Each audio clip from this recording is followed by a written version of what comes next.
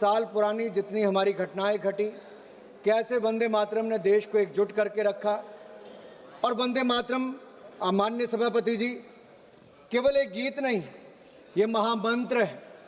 और मैं तो आप सबके सामने कहना चाहता हूं कि वंदे मातरम कोई धार्मिक गीत नहीं है, किसी व्यक्ति, दल या किसी राज्य का गीत नहीं। वंदे मातरम राष्ट्र की आत्मा का गीत है। वंदे मातरम भारत के गौरव का गीत है। वंदे मातरम भारत की आशाओं आकांक्षाओं का सुरमई गीत है। भारतीय संस्कृति और विरासत का प्रतीक है। वंदे मातरम सिर्फ गीत नहीं बल्कि राष्ट्रीय प्रेम की रीत है और इसलिए कांग्रेस इससे भयभीत है। और भयभीत तो इतनी है साहब कि जब इसकी चर्चा शुरू हुई, माननीय प्रधानमंत्री जी सदन में थे, तब भी जिस परिवार को दशकों तक इस देश में नेतृत्व करने का मौका मिला, उसके 2 सदस्य सदन में ही उपस्थित नहीं थे। इतना भय, या मैं तो कहूंगा पंडित नेहरू जी ने तो वंदे मातरम को छांट दिया था, काट दिया था, उसके बाद देश को बांट दिया था। उन्होंने 2 स्टैंजा तक सीमित कर दिया था। राहुल जी ने केवल 1 लाइन गाने के लिए मजबूर कर दिया था। आज जब चर्चा हुई तो दोनों गायब ही रह गए।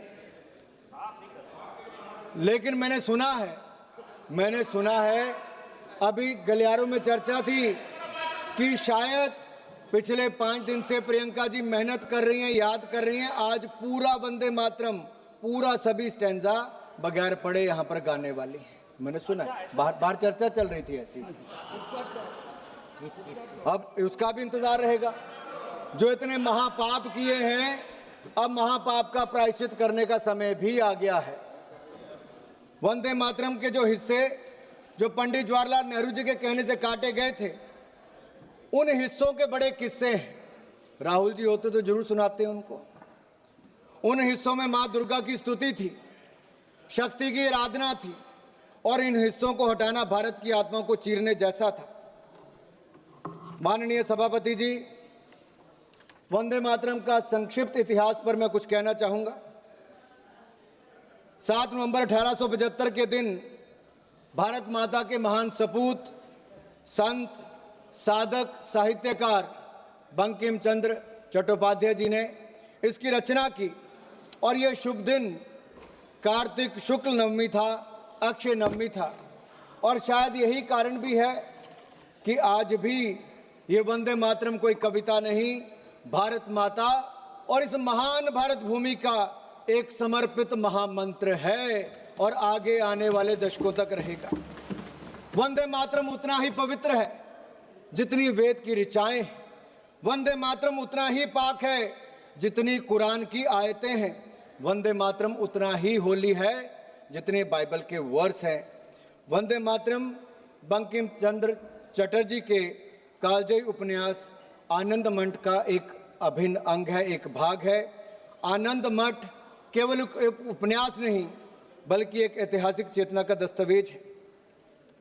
अनडिवाइडेड बंगाल की लड़ाई लड़ने वाले ऐसे जो लोग जो ईस्ट इंडिया कंपनी और स्थानीय सामंती नवाबों के अत्याचारों और शोषणों के खिलाफ लड़ते थे, उन महान सेनानियों के संघर्ष का महामंत्र था वंदे मातरम। वंदे मातरम आज भी उतनी ऊर्जा का संचार करता है। फिर भी जिन लोगों के दिमागों के दरवाजे बंद हैं, अपनी बुद्धि और विवेक पर जिन्होंने कट्टरपंथ का ताला लगा रखा है और जिन्होंने कट्टरपंथ का ताला लगा रखा है, उनके लिए उन्हीं की भाषा में मैं कुछ कहना चाहता हूं जो एक अनाम कवि ने लिखा है। 4 लाइन साझा आपसे करता हूं कि वंदे मातरम है क्या। कौम के खादिम की है जागीर, वंदे मातरम। मुल्क के वास्ते है आकीर, वंदे मातरम। मुल्क के वास्ते अक्सीर, वंदे मातरम। जुल्म से गर कर दिया खामोश मुझको देखना, जुल्म से गर कर दिया खामोश मुझको देखना, बोल उठेगी मेरी तस्वीर, वंदे मातरम, वंदे मातरम। अध्यक्ष महोदय एक बहुत बड़े बंगाली साहित्यकार, इस्लामिक स्कॉलर हुए, रियाजुल करीम, उन्होंने एक किताब लिखी थी, एक लेख लिखा था, इस्लाम और वंदे मातरम। मैं इस्लाम इसलिए कह रहा हूं कि मुझसे पहले के कांग्रेस, डीएमके और अन्य वक्ताओं ने कहा कि मुस्लिम इसके विरोधी थे। नहीं साहब, मैं इसकी सच्चाई पर आपके प्रकाश डालना चाहता हूं। उन्होंने वंदे मातरम के समर्थन में एक लेख लिखा, इस्लाम और वंदे मातरम। रियाजुल करीम ने लिखा कि साजिश के तहत वंदे मातरम का विरोध शुरू करवाया गया ताकि मुसलमानों को स्वतंत्रता संग्राम के आंदोलन से धीरे धीरे हटा दिया जाए। रियाजुल करीम ने लिखा कि वंदे मातरम वह गीत है जो गीत गूंगों को जबान दे दे, जो कमजोर दिल के थे उनको साहस दे दे, जो सन्यासी विद्रोही हो या भारत का स्वतंत्रता संग्राम या फिर देश के लिए सीमाओं पर लड़ने वाले जवान हो, वंदे मातरम के उद्घोष से ऐसा जोश पैदा होता हो कि मुर्दों में भी जान फूंक दे, मुर्दों में भी जान फूंक दे। बढ़ते कदम रुक जाते हैं, सर तन जाते हैं गरूर से। बढ़ते कदम रुक जाते हैं, सर तन जाते हैं गरूर से। कान में पहुंची जहां झंकार, वंदे मातरम, वंदे मातरम। जिन लोगों ने वंदे मातरम के विरोध के बहाने मुसलमानों को स्वतंत्रता आंदोलन से अलग करने का प्रयास किया, आज वो देश के विकास में और विकसित भारत के इस सोच के साथ भी उनको जोड़ने के लिए या उनसे अलग हटने का प्रयास कर रहे हैं। माननीय सभापति जी, वंदे मातरम राष्ट्रभक्तों के लिए, वंदे मातरम हम राष्ट्रभक्तों के लिए एनर्जी है और कुछ लोगों को इससे एलर्जी है। अब एलर्जी वालों को तो हम कुछ कर नहीं सकते, लेकिन 150वीं जयंती पर मैं इतना जरूर कहूंगा कि अंग्रेजों को तो वंदे भारत से दिक्कत थी, जिन्ना को वंदे भारत से दिक्कत थी। स्पीकर साहब प्लीज स्पीकर। अंग्रेजों को वंदे मातरम से दिक्कत थी, अंग्रेजों को वंदे मातरम से दिक्कत थी, जिन्ना को वंदे मातरम से दिक्कत थी, जिन्ना के मुन्ना को भी वंदे मातरम से दिक्कत है। अध्यक्ष जी, मैं बड़ा स्पष्ट कह रहा हूं,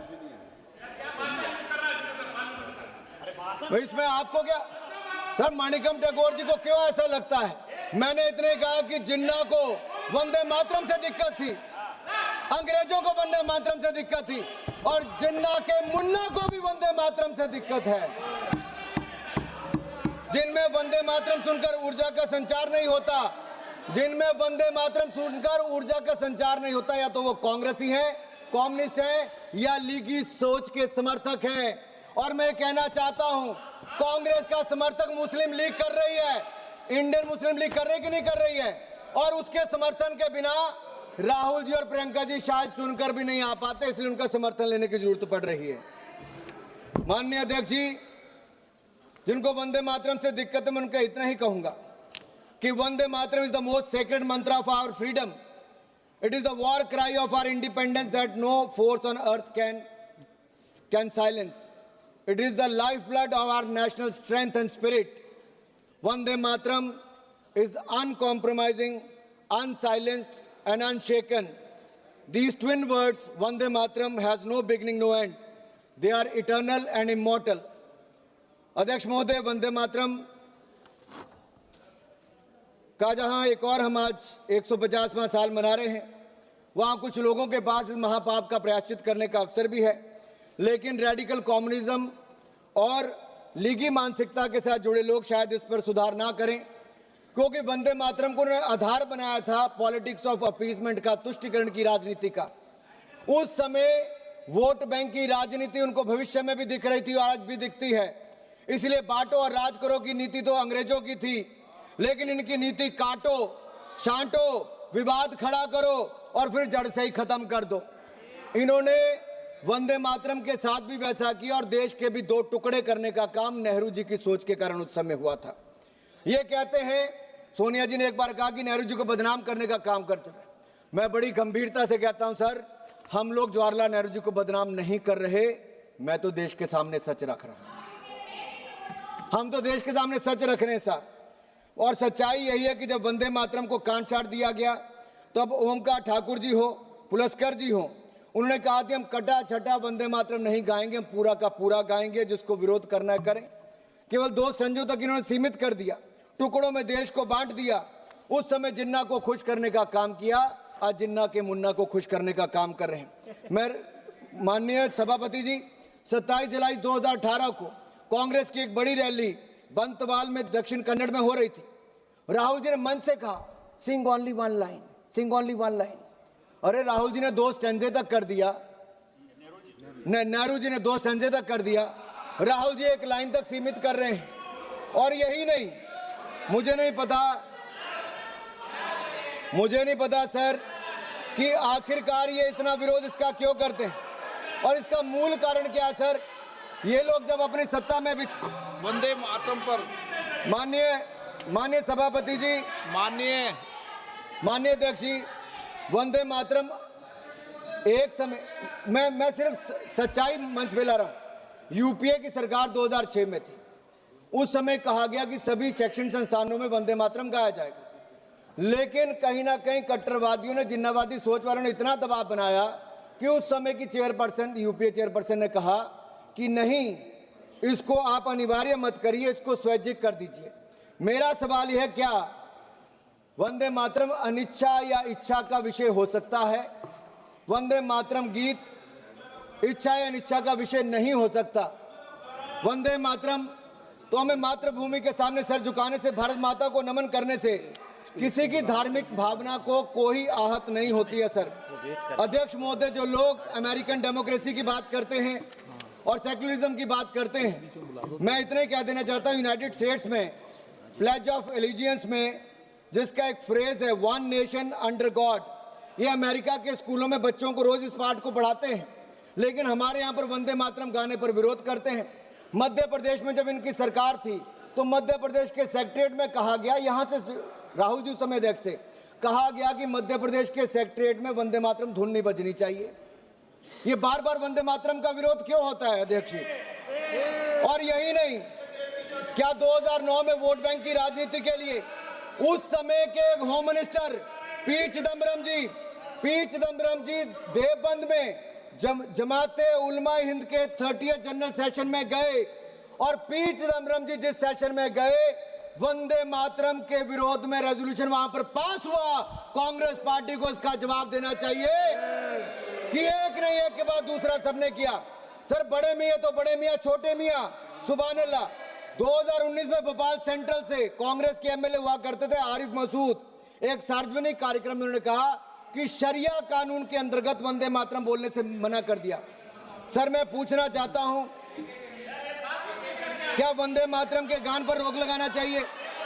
और यही नहीं, समाजवादी पार्टी के सांसद शफीकुर रहमान बर्क, जिन्होंने वंदे मातरम को इस्लाम विरोधी कह दिया। महाराष्ट्र में समाजवादी पार्टी के विधायक अबू आजमी ने वंदे मातरम का विरोध किया। समाजवादी के एक विधायक रईस शेख भिवंडी से महाराष्ट्र में इसका विरोध करते हैं। समाजवादी पार्टियों, कांग्रेस पार्टियों एक तरह से मिलकर वंदे मातरम का बार बार विरोध करते हैं। अखिलेश जी तो कह देते हैं बच्चों को अधिकार है कौन सा गाना सुनना है। सर ये फिल्मी गीत नहीं है, ये लोरी नहीं है, ये राष्ट्रगीत है, ये राष्ट्रगीत है। अखिलेश जी, आप आर्मी स्कूल में पढ़े होंगे, लेकिन आपको इतना पता नहीं कि वंदे मातरम और फिल्मी गीत में अंतर है भाई।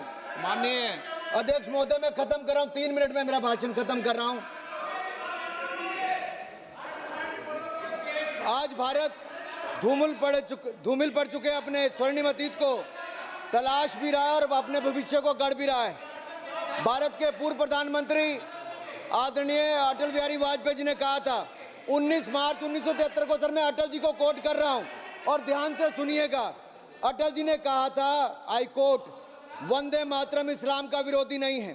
क्या इस्लाम को मानने वाले जब नमाज पढ़ते हैं तो इस देश की धरती पर, इस देश की पाक जमीन पर सिर नहीं टेकते, माथा नहीं झुकाते? ऐसे मुद्दों पर किसी को भी असहमत होने की इजाजत नहीं दी जा सकती। कल वो कहेंगे कि तिरंगा झंडा है, मगर हम तिरंगे के आगे झुकेंगे नहीं, क्योंकि हम अल्लाह के आगे झुकते हैं, तिरंगे के आगे झुकेंगे नहीं। हिंदुस्तान में रहने वालों को, हर आदमी को तिरंगे के सामने झुकना होगा, तिरंगे के सामने झुकना होगा। वंदे मातरम कहना होगा। वंदे मातरम भारत के राष्ट्रवाद का महामंत्र है। जब जब हम इस मंत्र को भूले हैं, हम कमजोर हुए। आजादी के अमृत महोत्सव में प्रधानमंत्री मोदी जी ने केवल एक परिवार नहीं, जितने लोग आजादी के साथ जुड़े थे, स्वतंत्रता संग्राम के साथ जुड़े थे, प्रधानमंत्री नरेंद्र मोदी जी ने उनके बारे में गांव-गांव में बताया। यही नहीं सर, ये लोग कहां से याद करेंगे वंदे मातरम को। इनकी सरकारों के समय तो यासीन मलिक को बिरयानी परोसी जाती थी प्रधानमंत्री के घर पे, उसी यासीन मलिक को पाकिस्तान भेजा जाता था। अरे बाटला हाउस कांड के आतंकवादियों के घर जाकर सोनिया गांधी जी रोती थी। मैं यही नहीं अध्यक्ष जी, मेरा एक आखिरी बात करके मैं अपनी बात को समाप्त कर रहा हूं, क्योंकि ये जरूरी इसलिए भी है सर, अगर नहीं पूछूंगा तो अधूरा रह जाएगा। मैं बस 1 मिनट में सर खत्म कर रहा हूं, बस सर 1 मिनट में।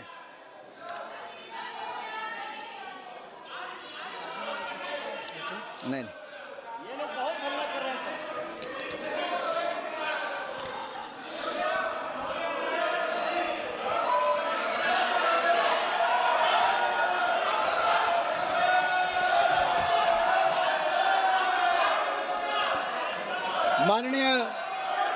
माननीय अध्यक्ष जी, अगर 1896 में अगर 12वें कलकत्ता में कांग्रेस के 12वें अधिवेशन में रविंद्रनाथ टैगोर जी ने गाया था और उसमें एक मुस्लिम रहमतुल्लाह एम सयानी ने उसकी अध्यक्षता की थी, क्या तब ये मुस्लिम विरोधी नहीं था? 1905 में बंगाल के बारिसाल में चित्तरंजन गुहा जी ने वंदे मातरम के लिए अपना खून बहाया।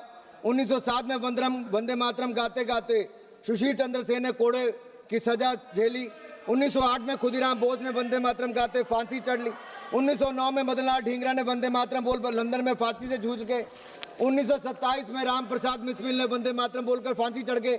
1971 में कलकत्ता में जब दिनेश चंद्रगुप्त वंदे मातरम का उद्घोष किया तो पूरी जेल में सलाखे हिलाते हुए सर जब फांसी की सजा हुई सबने वंदे मातरम कहा। देश को आजादी भी दिलाई, जितनी लाठियां चली उससे ज्यादा दुगनी आवाज वंदे मातरम के जय घोष से हुई। आज 150वीं जयंती पर इस सदन से भी वो आवाज गूंजनी चाहिए। मैं कहता हूं वंदे मातरम, वंदे वंदे वंदे वंदे वंदे। सर यही हमें कहना है, हमें इसको सर मेरा इतना ही कहना है कि ये बार बार मानिकम जी कितना विरोध वंदे मातरम का करोगे? मानिकम जी कितना विरोध वंदे मातरम का करोगे? अध्यक्ष महोदय एक सवाल पूछ के मैं अपनी बात खत्म, आखिरी सवाल है, आखिर वो कौन सी मानसिकता है जिस एक शब्द जिस कविता ने राष्ट्रवाद का ज्वार पैदा कर दिया अंग्रेजों से लड़ने के लिए, आज चंद लोग उसका विरोध करते हैं। जिस वंदे मातरम पर हजारों स्वतंत्रता सेनानियों ने देश के लिए अपनी जान न्यौछावर कर दी, आज उससे दिक्कत है। जिस वंदे मातरम की धुन विश्व कवि रविंद्रनाथ टैगोर ने दी, उससे दिक्कत है। जिस वंदे मातरम को गाया लता दीदी ने, उससे दिक्कत है। ए.आर. रहमान ने जिसको माँ तुझे सलाम में जगह दी, उससे दिक्कत है। जिस वंदे मातरम चंद्रशेखर आजाद, सरदार भगत सिंह, मदन लाल ढींगरा, वीर सावरकर, राम प्रसाद बिस्मिल जैसे क्रांतिकारियों का अभिवादन था, उससे दिक्कत है। जिस वंदे मातरम का नारा लगने की वजह से हेडगेवार जी को स्कूल से निकाला गया, उससे दिक्कत है। जिस वंदे मातरम के समर्थन में लेख छपने के कारण लोकमान्य बाल गंगाधर तिलक को देश निकाल मिला, उससे दिक्कत है। जिस वंदे मातरम को राष्ट्रगीत का सम्मान प्राप्त हुआ, उससे दिक्कत है। आपको दिक्कत किससे है?